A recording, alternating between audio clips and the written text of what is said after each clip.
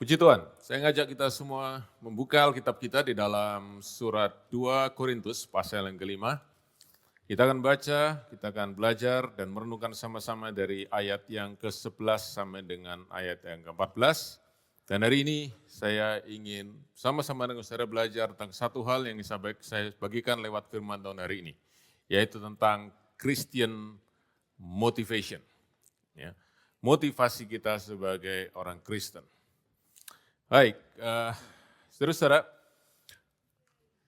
di dalam hidup ini, saya ingin kita semua dari waktu ke waktu menanyakan satu pertanyaan yang penting ini, ya, yaitu ini pertanyaannya. Why we do what we do? Mengapa kita melakukan apa yang kita lakukan? Saudara, ini penting sekali. Termasuk saat ini, saudara ada dalam ibadah ini, mari kita tanya dalam diri kita. Mengapa saya ada di sini? Mengapa saya tidak ada di tempat lain? Mengapa saya tidak lakukan kegiatan lain? Mengapa saya memilih ada di sini? Saudara, mengapa? Why itu sesuatu yang kritikal, sesuatu yang sangat penting, yang sering kali kita abaikan di dalam kehidupan kita. Kita sering lebih fokus pada bagaimana kita melakukannya supaya itu jadi yang terbaik, dan itu penting, saudaraku. Tetapi mengapa kita melakukan sesuatu yang penting? Sebab mengapa itu bicara soal alasan kita dan motivasi kita. Saudara, saya sudah melihat dan saya yakin kita semua tahu ini ya, bahwa yang membedakan students yang excellent dengan yang not so good atau not good, itu mungkin orang bisa jabarkan dalam banyak faktor, tapi faktor yang utama itu adalah motivasi mereka. Student-student yang termotivasi untuk belajar, mereka belajar dengan sungguh-sungguh dan mereka mendapatkan hasil yang baik. Sedangkan yang lain yang belajar itu karena terpaksa. Ya, saudara, karena sesuatu yang sebenarnya mereka nggak suka, tapi ya sudahlah. Mereka bisa tidak melakukan itu dengan excellent. Mereka tidak jadi excellent student. Ya, kita tahu semua itu. That is a true reality. Dan saya percaya ini juga berlaku di dalam kehidupan kita sebagai orang Kristen. Kenapa ada orang Kristen begitu sungguh-sungguh dengan Tuhan? Ada yang disebut orang Kristen biasa, so Christians. Kenapa? Motivasi. Dan hari ini, saudara-saudara, saya ingin kita sekali lagi merenungkan dan kita mendapatkan apa yang menjadi motivasi kita melakukan segala sesuatu dalam hidup ini. Terutama apa yang kita lakukan untuk Tuhan atau yang kita lakukan dalam kehidupan kita sebagai anak-anak Tuhan, sebagai orang Kristen. Nah, sudah berminggu-minggu kita belajar dari berbagai macam bagian firman Tuhan tentang bagaimana kita tuh harus memberitakan Injil. Ya, dan hari ini kita akan belajar satu hal yang penting sekali. Apa yang harus menjadi motivasi kita di dalam kita beritakan Injil. Dan untuk itu, kita akan belajar dari apa yang Rasul Paulus sampaikan dari pengalaman hidupnya. Dan saya berdoa hari ini, saudara-saudara kita semua mendapatkan motivasi yang kuat dan motivasi yang benar di dalam kita beritakan Injil. Karena itu mari kita baca sama-sama. 2 Korintus pasal yang kelima, ayat 11 sampai dengan 14. Mari kita baca. Kami tahu apa artinya takut akan Tuhan, karena itu kami berusaha meyakinkan orang. Bagi Allah hati kami nyata dengan terang, dan aku harap hati kami nyata juga demikian bagi pertimbangan kamu. Dengan ini kami tidak berusaha memuji-muji diri kami sekali lagi kepada kamu. Tetapi kami mau memberi kesempatan kepada kamu untuk memegahkan kami, supaya kamu dapat menghadapi orang-orang yang bermegah karena hal-hal lahiriah dan bukan batiniah. Sebab jika kami tidak menguasai diri, hal itu adalah dalam pelayanan Allah. Dan jika kami menguasai diri, hal itu adalah untuk kepentingan kamu. Ayat 14, sebab kasih Kristus yang menguasai kami. Karena kami telah mengerti bahwa jika satu orang sudah mati untuk semua orang, maka mereka semua sudah mati. Nah, saya akan bagi dalam 4 bagian. Saudara, apa yang kita pelajari dari pengalaman Rasul Paulus, sharing dari Rasul Paulus ini, ya kepada jemaat di Korintus yang juga saya percaya untuk kita semua yang kita perlu pelajari. 4 bagian. Nomor 1, apa yang Rasul Paulus lakukan? What did he do? Nomor 2, untuk siapa dia lakukan? For whom he did it. Nomor 3, bagaimana dia melakukannya? How he did it. Dan nomor 4, mengapa? Apa menjadi motivasi Rasul Paulus untuk melakukan itu? Why he did it. Oke? Mari kita mulai, saudara-saudara, yang pertama, dan saya ingin tekankan sekali lagi, Saudara, bagaimana motivasi kita? Apa menjadi motivasi kita melayani? Why we do it? Akan menentukan bagaimana kita melakukan itu dan hasil apa yang kita dapatkan. Dan itu yang kita bisa belajar dari ayat-ayat firman Tuhan ini. Mari kita mulai. Yang pertama, what did he do? Kita lihat ayat yang ke-11. Kami tahu apa artinya takut akan Tuhan, karena itu kami berusaha meyakinkan orang. Nah, kata meyakinkan orang ini pakai kata persuade. Ya, kata persuade ini, saudaraku, berbicara tentang satu hal yang dilakukan, perkataan-perkataan yang disampaikan yang meyakinkan orang lain sehingga orang lain boleh percaya kepada apa yang kita katakan. Bahasa Indonesianya itu dipakai kata persuasi. Ya, nah, Paulus berkata bahwa dia mencoba untuk mempersuasi orang lain, kalau saya Indonesiakan. Apa yang dia coba yakinkan dari orang lain? Cuman satu, supaya mereka percaya kepada Injil. Mereka percaya bahwa Yesus Tuhan, Yesus yang adalah Kristus, yang adalah Juru Selamat, yang adalah Tuhan yang menyelamatkan, yang sudah mati di atas kayu salib dan bangkit dari kematian untuk menjadi Juru Selamat manusia. Jadi saudaraku, Rasul Paulus di dalam pelayanannya dia terus berusaha mempersuasi orang untuk percaya bahwa Yesus itu adalah Juru Selamat. Nah, mengapa saudara bahwa Rasul Paulus kata mempersuasi? Mengapa dia bukan hanya proklaim, memberitakan Yesus?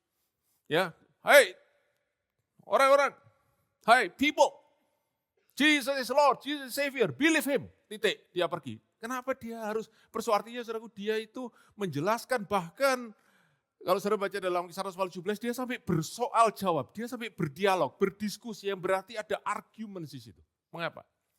Saudara kalau saudara baca dalam surat Korintus sedang menemukan jawabannya, terutama surat 1 Korintus surat 1 Korintus. Dia berkata gini, sebab pemberitaan salib itu tidak mudah. Pemberitaan Injil tidak mudah. Sebab pemberitaan salib itu adalah kebodohan bagi dunia ini. Adalah batu sandungan buat orang Yahudi. Adalah kebodohan buat orang Yahudi. It's not easy to believe in the crucified Messiah, crucified Christ. Saudaraku, mudah untuk percaya kepada Mesias yang jadi seperti superhero. Tapi untuk Mesias yang tersalib, Juru Selamat tersalib, saudara-saudara, untuk orang zaman itu, benar-benar, it is unthinkable, it is illogical, it is just a nonsense. Karena itu Paulus harus jelaskan kenapa Yesus harus mati, kenapa dia itu harus tersalib dan apa artinya dia tersalib. Saudaraku, that is persuasion. Ya, nah kalau saudara baca di dalam Kisah Rasul pasal 17 ayat keempat, saudaraku dikatakan di situ bahwa waktu Paulus pergi ke Tesalonika, dia di situ masuk ke sebuah rumah ibadat yang seringkali disebut sinagog, lalu di situ dia bertemu dengan orang-orang Yahudi yang beribadah di situ. Tapi juga ada beberapa orang bukan Yahudi yang ada di situ. Lalu dia mulai memberitakan Injil, yaitu Kristus yang adalah Mesias. Yang tersalib dan bangkit. Dan ayat 4 berkata, kalau saudara lihat Alkitab saudara, beberapa orang diyakinkan, bahasa Inggrisnya persuaded. Ya, mereka menjadi percaya karena mereka mendengar pemberitaan tetapi juga penjelasan dan keterangan daripada Rasul Paulus tentang Injil itu hati mereka terbuka. Nah, Rasul Paulus berkata, aku hanya memakai persuasi, aku hanya memakai argumen untuk menjelaskan Injil itu apa adanya, plainly. Ya, kalau bahasa Inggrisnya, I will never sugarcoat. Aku tidak akan membuat Injil kedengaran manis sehingga bisa diterima. Cocok dengan populer hari ini. Ya, aku tidak akan menyesuaikan, ya, adapt the message of the gospel dengan apa yang orang terima hari ini. Saudaraku, dia katakan dalam 2 Korintus pasal yang keempat, dia berkata gini, kalau Injil tertutup juga, dan aku tidak mau merubah berita Injil, walau berita Injil kelihatan seperti sesuatu yang tidak masuk akal, dihina, diejek, ditolak oleh orang, I will never change the message of the gospel. Kalau ada yang menolak, biarlah mereka menolak. Dan aku tahu, memang banyak yang menolak. Tapi pasti ada yang menerima. Dan saudaraku, karena itu dia berkata, aku akan terus setia dengan Injil yang benar dan aku menolak semua Injil yang lain yang salah. Dan itu yang kita harus pegang hari ini. Injil yang diberitakan abad pertama harus tetap sama dengan abad yang ke-21. Sebab hanya Injil itu yang membawa keselamatan. Nah, karena itu Paulus berkata di dalam 1 Korintus pasal yang kedua, saudara lihat, dia berkata begini, dia berkata kepada jemaat Korintus, aku datang kepada kamu, dan aku tidak mau bicara yang lain. selain satu hal, yaitu Kristus yang tersalib. Mesias yang tersalib. Aku tahu kamu sukar terima.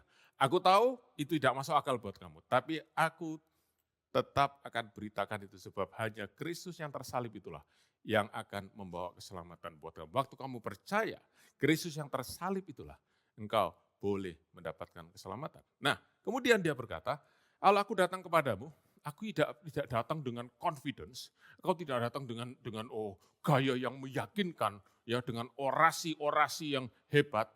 Aku justru datang dengan kelemahan dan kegentaran. Saudara baca 1 Korintus pasal 2 ayat yang ketiga. Dan kemudian ayat 4 saudara perhatikan nih. Rasul Paulus berkata, baik perkataanku maupun pemberitaanku tidak kusampaikan dengan kata-kata hikmat yang meyakinkan. Nah, di sini dia berkata, aku tidak pakai persuasi. Loh, tadi katanya dia pakai persuasi. Sekarang kok dia bilang aku tidak mau pakai persuasi. Yang Paulus masukkan di sini, aku tidak akan pakai persuasi yang mengubah, yang membuat Injil kedengaran manis di telinga. Seperti yang dipesankan kepada Timotius. Hari-hari terakhir, orang tidak akan bisa lagi mendengar ajaran sehat, tapi mereka akan mengumpulkan guru-guru yang menyenangkan telinga mereka. Persuasi yang menyenangkan telinga mereka. Rasul Paulus berkata, I will never do that. Dan dia berkata, aku tidak akan pakai argumen-argumen yang membuat Injil kedengaran manis. Sebab aku percaya, yang membuat orang percaya kepada Injil adalah waktu mereka dengar, mereka mengerti, tetapi hati mereka diyakinkan oleh kuasa Roh Kudus. Itu sebabnya saudaraku, berminggu-minggu ini kita bicara tentang pemberitaan Injil. Hanya bisa terjadi, hanya bisa berhasil, hanya bisa berbuah kalau kita semua penuh dengan Roh Kudus. Dan Roh Kudus bekerja di dalam pemberitaan Injil. Dan saya hari ini berdoa lewat firman Tuhan ini. Saudara dengar sungguh-sungguh. Kalau saudara dengar sungguh-sungguh firman Tuhan hari ini, saudara juga akan persuaded. Saudara juga akan diyakinkan tentang apa yang Rasul Paulus ingin kita mengerti hari ini. Oke, itu yang pertama. Yang kedua sekarang, kepada siapa? Untuk siapa Rasul Paulus lakukan ini? Nah, saudara-saudara, kalau kita bicara tentang untuk siapa kita lakukan, kita harus jujur bahwa banyak kali yang kita lakukan dalam hidup ini, kita lakukan untuk diri kita sendiri. Ya, saudaraku, kita tuh seringkali masih jadi orang yang selfish. Everything is self-centered. Pertanyaan kita selalu, what's in it for me? Saya dapat apa? Tapi mari kita lihat apa yang Paulus katakan tentang pemberitaan Injil itu. Di dalam ayat yang ke-12. Oke? Dikatakan begini, dengan ini kami tidak berusaha memuji-muji diri kami sekali lagi kepada kamu. Bahasa Inggrisnya, we are not commending ourselves to you. Dia tidak mencari pujian dari manusia. Itu yang pertama, Rasul Paulus katakan. Ya, jadi pelayananku tidak cari keuntungan buat aku sendiri. Aku tidak cari apa-apa buat diriku sendiri. Tetapi kalau kita baca kalimat berikutnya, dia berkata gini, tetapi kami mau memberi kesempatan kepada kamu untuk memegahkan kami. Bahasa Inggrisnya giving you cause to boast about us. Artinya begini, aku pingin kamu itu jemaat Korintus punya keyakinan akan aku. Keyakinan apa? Bahwa aku ini memang utusan Tuhan. Bahwa aku ini memang rasul yang diutus oleh Tuhan, diberi otoritas oleh Tuhan untuk memberitakan Injil. Nah, kenapa saudaraku Paulus sampai berkata demikian? Kenapa Paulus berkata, aku ingin kamu tuh yakin bahwa aku inilah rasul yang benar yang memberitakan Injil, sehingga Injil yang aku sampaikan adalah Injil yang benar. Sebab apa? Sebab ada orang lain, saudara perhatikan ya, di dalam kalimat Alkitab saudara, supaya kamu dapat menghadapi orang-orang yang bermegah karena hal-hal lahiriah. Jadi ada orang-orang lain yang juga datang di dalam gereja Korintus, dan mereka juga berkata, kami juga ingin menyampaikan sesuatu kepada kamu tentang keselamatan. Dan mereka berkata, kami ingin meyakinkan kamu bahwa kami ini pembawa berita yang benar karena outward appearance, karena penampilan luar kami. Nah, siapa orang-orang ini? Kalau saya baca dalam 2 Korintus pasal 11 ayat yang ke-5, sudah bisa? Cepat ya. 2 Korintus pasal 11 ayat ke-5. Rasul Paulus berkata begini, tetapi menurut pendapatku sedikit pun aku tidak kurang daripada rasul-rasul yang tak ada taranya itu. Nah, bahasa Indonesia rasul yang tidak ada taranya. Bahasa Inggrisnya super apostle. Sudah pernah dengar Superman? Oh ya pasti ya. Oke. Ini ada super apostle. Ada rasul-rasul yang berkata, kami ini rasul yang hebat, rasul yang spesial. Berarti lebih daripada rasul-rasul yang lain yang ditunjuk oleh Tuhan Yesus sendiri. Dan rasul-rasul ini datang kepada gereja Korintus dan mereka berkata, we will tell you the truth and look at us. Dan mereka meyakinkan orang-orang Korintus dengan penampilan mereka, dengan gaya mereka, dengan apa yang nampak di depan mata, dan terutama saudaraku, dengan gaya bicara mereka ya yang sangat oratoris, yang persuasif, yang sungguh-sungguh meyakinkan. Sehingga kalau orang dengar itu, saudaraku, mereka sepertinya menganga mulut mereka. Wow. Dan waktu wow. Mereka berkata, ini kita percaya. Apalagi yang didengar itu cocok dengan telinga mereka. Dan Paulus berkata, aku tidak datang dengan penampilan luar yang meyakinkan. Tadi saya sudah singgung di 1 Korintus pasal 2 ayat ketiga. Rasul Paulus berkata, aku ini datang dengan kelemahan, dengan ketakutan, bahkan dengan gemetar. Aku ini di hadapanmu, aku ini tidak kelihatan punya self confidence. Apa yang kamu lihat dengan mata? Kenapa saudaraku? Paulus tidak ingin bersaing dengan super apostles ini in their line. Dia tidak mau saudaraku bersaing dengan their game, dengan permainan mereka. Kalau permainan mereka dasar daripada keyakinan mereka adalah penampilan mereka secara manusia apa yang nampak di depan mata. Paulus berkata, I will not play their game. Dia tidak mengandalkan hal-hal lahiriah. Dia mengandalkan hal-hal batiniah, hal-hal spiritual. Dia berkata, kalau engkau melihat di dalam hati, kalau engkau sendiri tanya dalam hatimu, bukan apa yang nampak di matamu, tapi engkau tanya dalam hatimu. Dan engkau mengerti sungguh-sungguh, maka engkau tahu, akulah rasul yang benar, bukan mereka semua. Saudaraku, Rasul Paulus berkata kepada jemaat Korintus, jangan engkau melihat apa yang di depan mata, jangan terpesona ke depan mata, tapi tanya dalam hatimu, sungguh-sungguh. Tuhan akan nyatakan kebenaran. Karena itu, saudara lihat ayat yang ke-11. Ayat 11 kalimat yang kedua. Bagi Allah hati kami nyata dengan terang, dan aku harap hati kami nyata juga demikian bagi pertimbangan kamu. Rasul Paulus berkata seperti ini. Kalau kamu sudah diselamatkan oleh Tuhan, kalau kamu kenal Tuhan, berarti kan kalau kamu kenal Tuhan sungguh-sungguh, kamu pasti kenal aku. Dan aku bisa tahu, aku ini yang benar-benar utusan daripada Tuhan. Jadi, saudara, Rasul Paulus ini benar-benar berusaha meyakinkan jemaat Korintus, aku ini rasul yang benar, jadi kamu sih dengar aku, dengar Injilku, jangan dengar Injil yang lain. Saudara, kalau kita ngomong seperti ini, maka ada kesan bahwa Rasul Paulus ingin meninggikan diri, tapi dia itu ingin meyakinkan orang lain tentang dirinya itu bukan untuk kepentingannya, tapi itu kepentingan mereka. Sebab kalau mereka percaya kepada super apostles itu, mereka akan disesatkan, mereka akan dibinasa, sebab mereka percaya kepada berita yang salah, bukan kepada apa yang disampaikan Rasul Paulus, yang datang daripada Allah sendiri, yaitu tentang Yesus Kristus, Mesias yang tersalib. So, untuk siapa Rasul Paulus lakukan ini semua? Untuk siapa dia mempersuasi orang-orang ini untuk percaya kepada Injil dan percaya bahwa dialah yang diutus oleh Tuhan untuk memberitakan Injil yang benar. Bukan untuk dirinya. Biar anak commenting konsep. Dia tidak mencari, dia tidak sedang membangun personal brand.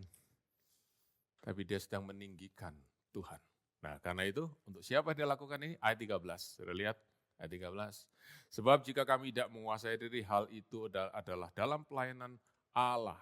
It is for God. Di dalam bahasa Inggris. It's very, very clear. It is for God, not for us. Ini untuk Tuhan. Kenapa Paulus katakan itu? Sebab dia tahu hidupnya adalah milik Tuhan. Dan Tuhan yang memanggil dia menjadi rasul. Semua yang dia lakukan adalah memenuhi panggilan Tuhan.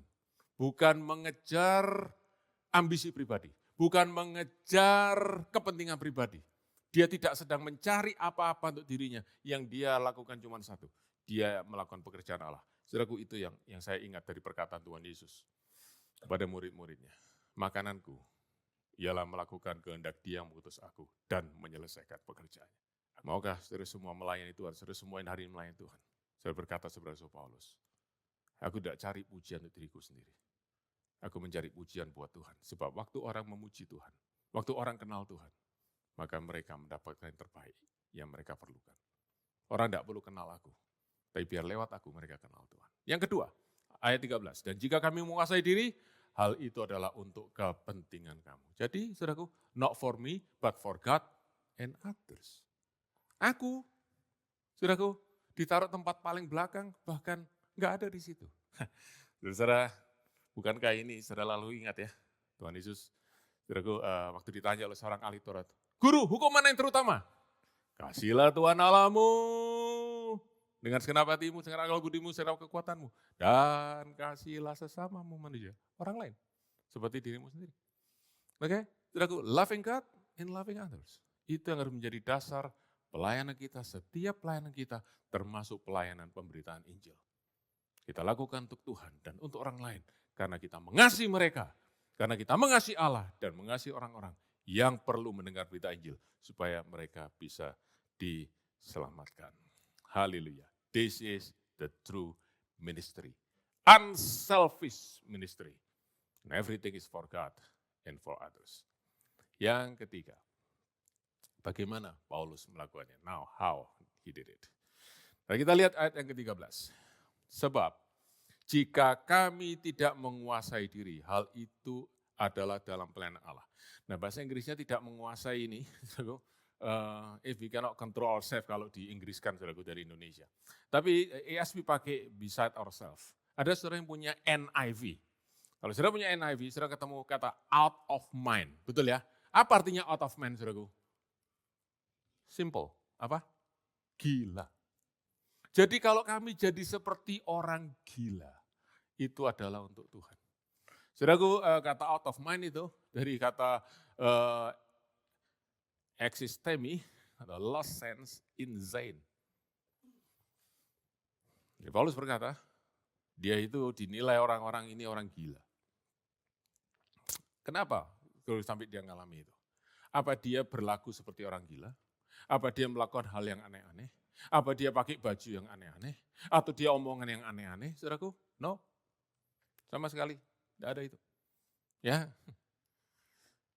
Tapi kalau dia dianggap sebagai orang gila adalah karena orang melihat kehidupan daripada Rasul Paulus. Apa kehidupan Rasul Paulus? Kita akan lihat detail habis ini. Saudara siapkan Alkitab saudara di 2 Korintus pasal 11. Oke? Tapi saya ingin mulai dengan ini. Saudara-saudara, siapa Rasul Paulus? Dia dulunya adalah seorang penganut agama Yahudi. Dan dia penganut agama Yahudi yang setia, yang sungguh-sungguh. Dan dia mempelajari kitab Taurat itu sungguh-sungguh. Bahkan dia adalah murid daripada guru Taurat yang paling dihormati saat itu, yang top saat itu, namanya Gamaliel. Dan saudaraku, dia adalah seorang Farisi dan dia punya kesempatan untuk punya jabatan, kedudukan, sosial status yang tinggi di masyarakat Yahudi pada saat itu. Tetapi dia kemudian ketemu dengan Tuhan dalam perjalanan ke Damaskus. Dia lihat sinar terang jatuh dari kudanya dan dia mulai mengenal Yesus. Dan dia percaya kepada Tuhan Yesus, dia menyerahkan hidupnya kepada Tuhan Yesus. Dan sejak itu dia dari orang yang membenci orang Kristen, dia menjadi orang yang memberitakan Yesus. Dari orang yang berusaha menghentikan pemberitaan Injil, sekarang dia justru menjadi orang yang terdepan, di garis depan memberitakan Injil. Dan karena itu, hidupnya berubah, kondisi hidupnya seketika berubah. Dari orang yang dihormati, orang yang disegani, orang yang sebenarnya punya masa depan yang bagus, prospek future yang bagus di masyarakat Yahudi. Sekarang dia menjadi orang yang paling dimusuhi, salah Tuhan paling dimusuhi. Dia menjadi most wanted person and fugitive buronan. Mari kita baca. 2 Korintus pasal 11 ayat yang ke-23. Mulai. Apakah mereka pelayan Kristus? Siapa mereka itu? Itu tadi, super apostles itu. Ya, orang-orang yang menyombongkan diri gitu. Apakah mereka pelayan Kristus? Aku berkata seperti orang gila. Aku lebih lagi. Aku lebih banyak berjeri lelah, lebih sering dalam penjara, didera di luar batas, kerap kali dalam bahaya maut. 5 kali aku disesah, dipukuli orang Yahudi. Setiap kali 40 kurang 1 pukulan, berarti 39 pukulan. 3 kali aku didera, ya dipecut, disiksa. 1 kali dilempari batu. 3 kali mengalami kapal karam. Sehari semalam terkatung-katung di tengah laut. dalam perjalananku aku sering diancam bahaya banjir dan bahaya penyamun, bahaya dari pihak orang-orang Yahudi dan pihak orang-orang bukan Yahudi, bahaya di kota, bahaya di padang gurun, bahaya di tengah laut, bahaya dari pihak saudara-saudara palsu. Rasanya Paulus tidak pernah pergi ke tempat di mana tidak ada bahaya. Ayat 27. Aku banyak berjerih lelah dan bekerja berat. Kerap kali aku tidak tidur. Aku lapar dan bahagia. Kerap kali aku berpuasa, kedinginan dan tanpa pakaian. Sudah mungkin tanya, lah apa hubungannya nih dengan yang dia bilang tadi, aku ini gila untuk Tuhan. Saya jelasin pada saudara. Rasul Paulus alami semua penderitaan ini. Kalau dia mau, dia tidak perlu mengalami satu pun dari ini semua. Dia bisa punya hidup yang tenang, hidup yang penuh dengan damai. Tidak usah menderita seperti ini. Bagaimana? Satu aja jalannya. Stop preaching the gospel. That's it. Dia berhenti beritakan Injil, tidak ada lagi penderitaan, tidak ada lagi aniaya, tidak ada lagi bahaya. Dia bisa berteman dengan banyak orang. Tidak ada orang anggap dia musuh. Saudara, orang berkata, Paulus, kamu ini harusnya hidupnya enak, sekarang kamu tinggalkan keenakanmu, tinggalkan kesenanganmu, tinggalkan kenyamananmu, kamu hidup sekarang jadi menderita. Paulus, ini gila, this is nonsense. Dan Paulus berkata, ya aku tahu ini gila. Tetapi kalau aku sama Tuhan, ini aku melakukan. Aku mau sungguh-sungguh dengan Tuhan. I'm all out for God. Nanti bagian terakhir saya ingin sampaikan pada saya. Because He has been all out for me. Because Jesus has been all out for me. Saya ingin sampaikan dari sekarang, saudaraku. Supaya kita bisa mengerti sungguh-sungguh. Tuhan yang kita sembah. He is all out for us. Karena tidak berlebihan kalau kita all out buat Tuhan. Itu sebabnya dia berkata di surat Filipi pasal yang ketiga, ayat 3-9. Aku ini punya banyak hal yang aku bisa banggakan. Aku ini orang Ibrani asli dari suku Benyamin, disunat tadi ke-8, orang Farisi, hukum Taurat aku tidak bercacat. Aku ini punya pedigree sosial status yang tinggi, tapi semuanya itu aku tinggalkan. Hanya demi satu, Kristus. Dan karena aku percaya kepada Kristus, tinggalkan semuanya, hidupku sekarang menderita. Tapi itu yang buat aku lebih mulia daripada semua yang aku tinggalkan. Dan saudara-saudara, tidak banyak kita mau seperti Rasul Paulus. Berapa banyak saudara ingin hidup sehat? Cuma sedikit, yang lain. Oke. Saudara untuk hidup sehat, saudara harus tahu namanya bagaimana saudara mengatur healthy dietary. Oke, ada beberapa dokter di sini ya. Oke, healthy diet. Healthy diet itu begini. Saudara boleh makan apa saja yang baik ya, yang baik. Oke. Tapi saudara harus makan tuh moderation. Kita ngerti moderation ya, makan secukupnya, jangan terlalu banyak. Gitu ya, makan macam-macam. Tapi in moderation. Gitu ya, saudaraku ya. Nah, saudaraku kata in moderation ini, ingrain dalam pikiran kita. Terutama dalam kita dengan Tuhan. Jadi orang Kristen, oh boleh. Tapi in moderation saja. Secukupnya saja. Oke? Jangan terlalu ngoyo, jangan terlalu in moderation. Pelayanan juga gitu. Melayani boleh, tapi in moderation. Semuanya in moderation kalau buat Tuhan. Itu yang membuat gereja jadi lemah. Itu yang membuat saudaraku pemberitaan Injil tidak bisa seperti yang seharusnya terjadi. Saudara, renungkan sungguh-sungguh. Renungkan sungguh-sungguh. Untuk apa kita jadi orang Kristen in moderation? Untuk apa kita jadi orang Kristen yang ya secukupnya? Untuk apa? Ya, yang penting besok ya kita dapat jaminan hidup yang kekal. Dan lalu apa yang kita lakukan sebagai Kristen? Ya tiap minggu berbakti, jangan lupa itu. Ya cool, oke, semua yang lain. Tapi moderation saja. Tidak dengan Paulus. Buat Paulus, all out.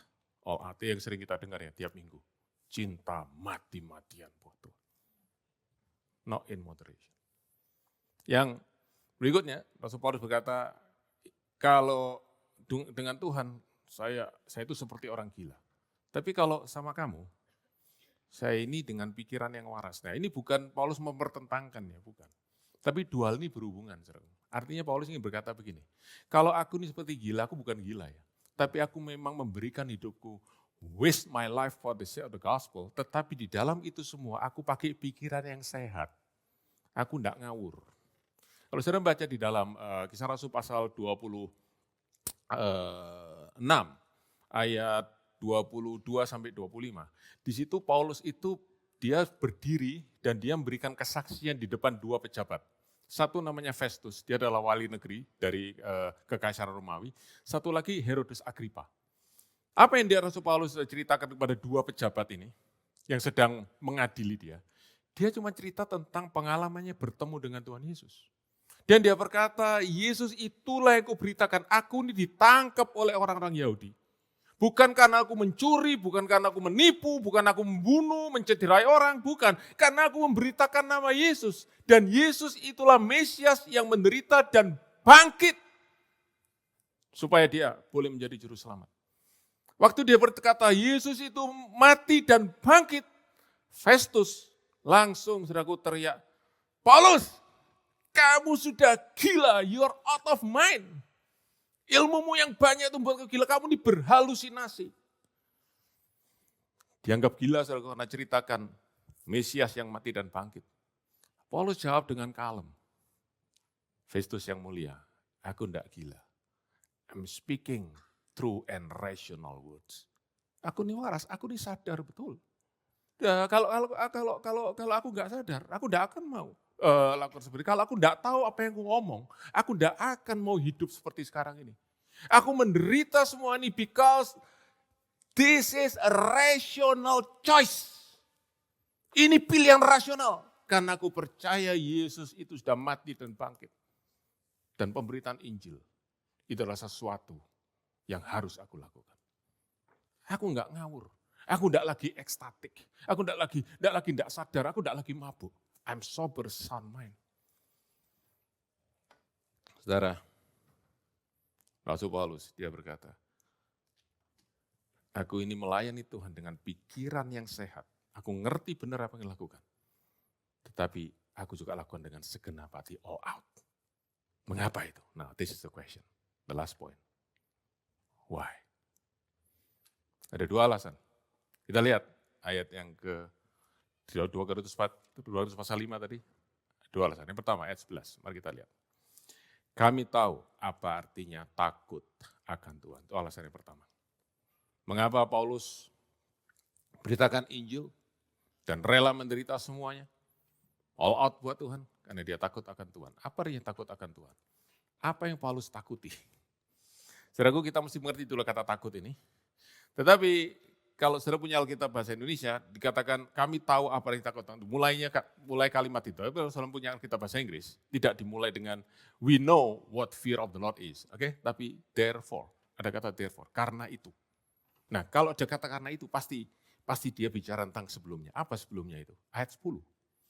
Yaitu apa? Kita semua harus menghadap tahta pengadilan Kristus. Untuk menerima segala sesuatu yang setimpal dengan perbuatan kita, baik maupun jahat. Jadi Paulus berkata, kenapa aku sungguh-sungguh dengan Tuhan? Karena aku takut nanti aku ketemu dengan Kristus diadili, perbuatanku baik atau jahat. Wait a minute.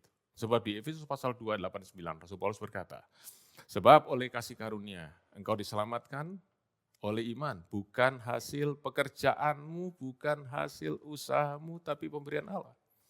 Jadi, saudara, pasti Rasul Paulus tidak mungkin, tidak konsisten di antara apa yang dia sampaikan. Jadi kalau dia berkata nanti kita semua akan menerima apa yang setimpal dengan perbuatan kita, dia bukan bicara soal pengadilan Kristus, lalu kita ditimbang mana yang lebih baik, yang benar atau yang salah, yang jahat atau yang baik. Setiap orang percaya dalam Kristus, dia berkata kepada kita semua, saudaraku, setiap orang yang percaya kepada Kristus, pengadilan kita sudah diselesaikan di atas kayu salib 2000 tahun yang lalu. Dan kita diselamatkan bukan karena perbuatan baik kita. Kita selamatkan karena perbuatan baik Tuhan Yesus di atas kayu salib 2000 tahun yang lalu. Nah, tetapi apa yang Paulus masukkan di sini? Ada dua hal, saudara.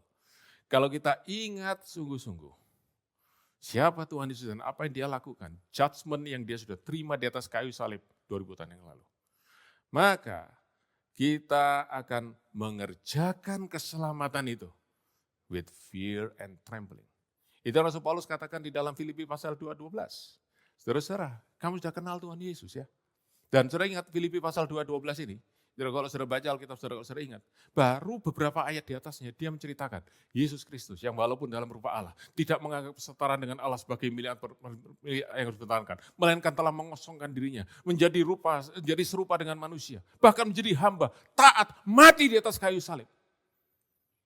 Yang berkata, Yesus mati di atas kayu salib untuk keselamatan saudara dan saya.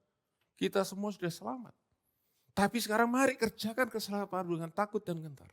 Dan Paulus berkata begini, aku diselamatkan benar-benar karena kemurahan Tuhan. Aku ini orang yang paling jahat daripada semua orang paling jahat. Dia berkata kepada Timotius di surat 1 Timotius pasal yang pertama. Sekarang aku dipanggil kemurahan Allah untuk melayani. Aku cuma ingin lakukan satu hal. Aku melayani Tuhan dengan sungguh-sungguh. Supaya kalau nanti aku temu dengan Tuhan, aku bisa bersuka cita ketemu dengan Tuhan. Aku bisa berkata, Lord, thank you. I fulfilled your calling in my life. Aku tidak akan malu ketemu dengan Tuhan. Tapi aku bisa bersuka cita. Dan aku bisa melihat Tuhan bersuka cita. Itu yang kita sering dengar dari perumpamaan Tuhan Yesus. Di Matius pasal 25. Kita ingin mendengar suara Tuhan berkata, well done my servant. Well done. Itu yang Paulus maksudkan dengan takut akan Tuhan. Dia sungguh-sungguh menghormati Tuhan. Matanya tertuju kepada Tuhan. His ministry is Christ-centered. Dan dia berkata nanti aku akan berdiri di hadapan Tuhan. Waktu dia duduk di atas tahta. Dan bukan aja aku bisa bersuka cita, tapi aku bisa terima mahkota. Kemuliaan. Yang dia ceritakan kepada Timotius. Menjelang kematiannya di surat 2 Timotius. Pasal yang ke-4. Nah tapi ada satu lagi saudara. Kalau Paulus bicara soal takut akan Tuhan yang dihubungkan dengan tahta penghakiman. Sebab dia tahu. Waktu nanti Yesus datang kembali dan semua orang berdiri di hadapan tahta pengadilan Kristus. Maka orang-orang yang menolak Kristus, orang-orang yang tidak percaya, mereka akan menerima penghukuman kekal. Dan itu sangat-sangat mengerikan. Dan Paulus berkata, saudara-saudara, karena itu aku sekarang beritakan Injil kemanapun. Aku persuade orang, aku meyakinkan orang bahwa Yesus Mesias dan hanya dalam nama Yesus. Bukan karena perbuatanmu, bukan karena kau berusaha melakukan hukum Taurat. Tetapi karena kau percaya kepada Mesias yang tersalib itu. Percaya kepada dia, terima dia, percaya kepada dia. That's why I preach the gospel. Because I know the seat of judgment of Christ is coming. Dan aku berkata kepada sebanyak mungkin orang, percaya kepada Yesus. Waktu perkenanan, waktu keselamatan itu masih ada. Itu motivasinya dia beritakan Injil. That's why he preach the gospel. Haleluya. Yang kedua. Kita baca ayat 14, yang terakhir. Saya ajak kita baca sama-sama. Ini alasan kedua. Why? Kenapa Paulus memberitakan Injil dengan cara yang benar-benar seperti orang gila. Habis-habisan buat Tuhan. Mari kita baca. Sebab kasih Kristus yang menguasai kami. Karena kami telah mengerti bahwa jika satu orang sudah mati untuk semua orang, mereka semua sudah mati. Saudaraku, kasih Kristus yang menguasai hati kami. Bahasa Inggris pakai control us, ngontrol kita, mengarahkan kita. Saudara punya Alkitab bahasa Inggris NIV, pakai kata compel. Oke? Compel itu artinya saudaraku memaksa. Dari bahasa Yunani sunecho, artinya memaksa, membatasi, constrain, presis, menekan, oke? Straighten, meluruskan, ya. Mau belok, saya dibawa balik. Ya. Itu berkali-kali saya nyetir mobil saya. Itu mulai lewat garis, tiba-tiba ya, setirnya balik gitu ya. Saya bilang, oh terima kasih. Oke. Kalau saya terus kadang-kadang ya lengah begitu bisa bahaya. Dikembalikan. Itu saudaraku straighten. Dibawa terus ke dalam satu jalur. Itu kasih Kristus bekerja seperti itu. Dan tentu saudaraku, satu terjemahan lagi adalah bisa diartikan, saudaraku ya, control artinya force us, memaksa kita.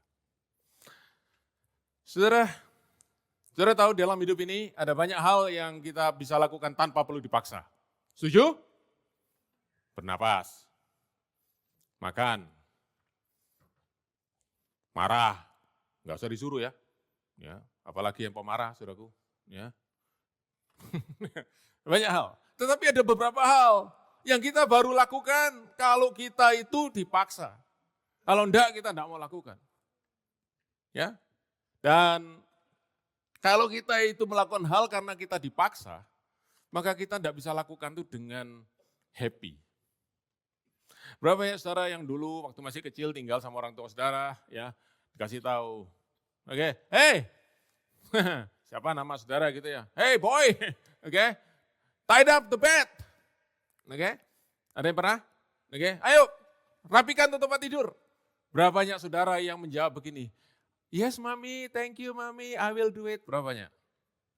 Berapa banyak sering jawab begini, ya, dengar, berapa banyak? Yang pertama, yang kedua lebih sering. Dah ngaku aja, ya. Yang kedua, saudaraku. Kenapa? Karena naturally kita enggak mau lakukan itu. Kita lebih senang bangun tidur, saudaraku langsung mainan. Bangun tidur langsung lakukan yang lain. Tapi suruh rapikan tempat tidur kita enggak mau. Jadi kalau disuruh, ya kita lakukan juga. Tapi ya, dipaksa melakukan itu enggak enak. Sedikit side track ya. Karena itu saudara-saudara. Banyak orang bicara tentang kita itu punya free will. Kehendak bebas. Berapa banyak dari kita punya free will, tapi free will kita tidak bekerja. Kenapa saudara? Ada tekanan, ada paksaan. You're not happy with that. Kecuali kalau kita dipaksa bukan dari sesuatu yang mengancam kita, tapi dari sesuatu yaitu kasih. That's different. Dari semua paksaan, ada satu yang Paulus katakan, aku dipaksa oleh kasih. I'm compelled, I'm forced with love. And that is different. Mau dengar cerita? Mau? Oke. Yang mau, dengar. Oke. Yang enggak mau, juga dengar. Oke. Saudara masih di sini. Oke. Saya mau cerita. Saudara buka di dalam kitab Kejadian pasal 29. Ya, buka dulu. Nanti sambil saya cerita kepada saudara. Kita Kejadian pasal 29. Ya, ini cerita tentang seorang anak muda namanya Yakub. Dia adalah anak daripada Ishak, cucu daripada Abraham. Semua tahu ya orang ini ya? Oke.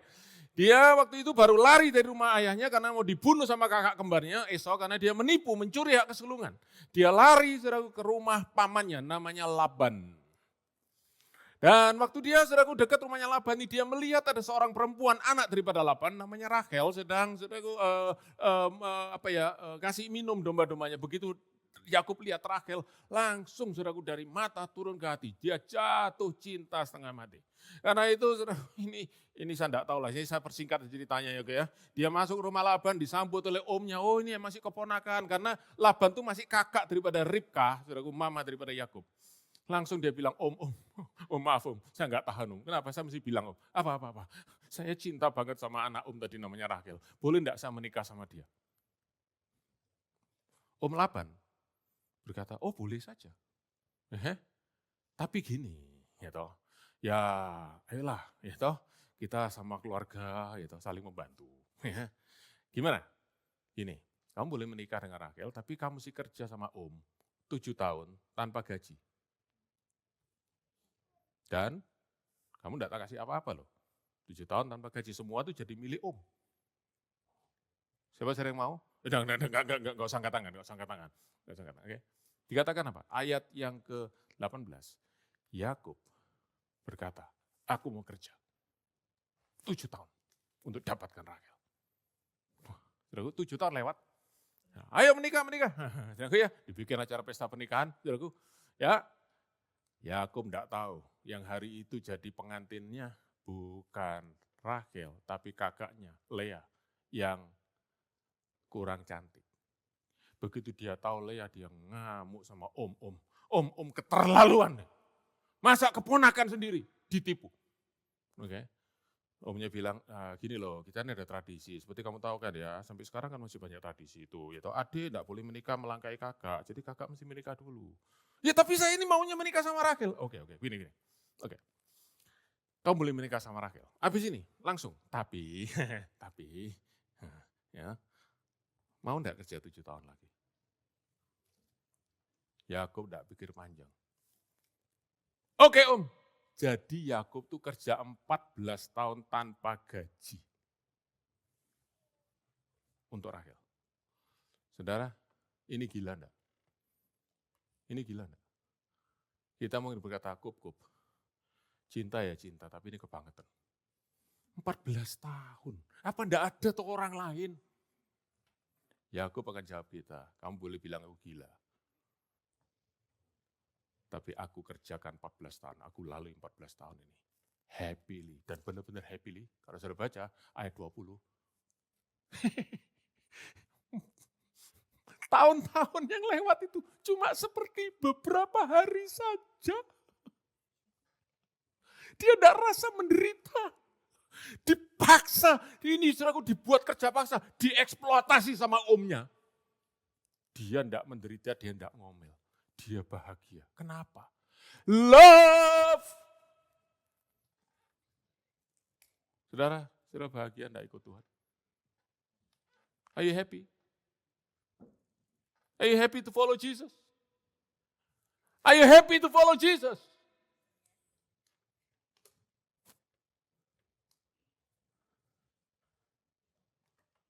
Atau kalau hari Minggu, aduh Mik, ke gereja lagi. Terlihat ke depan luar, aduh mendung-mendung lumayan ini. Oke, lumayan nih.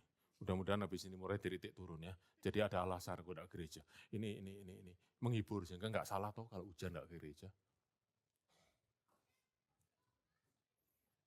Are we compelled by the love of Christ?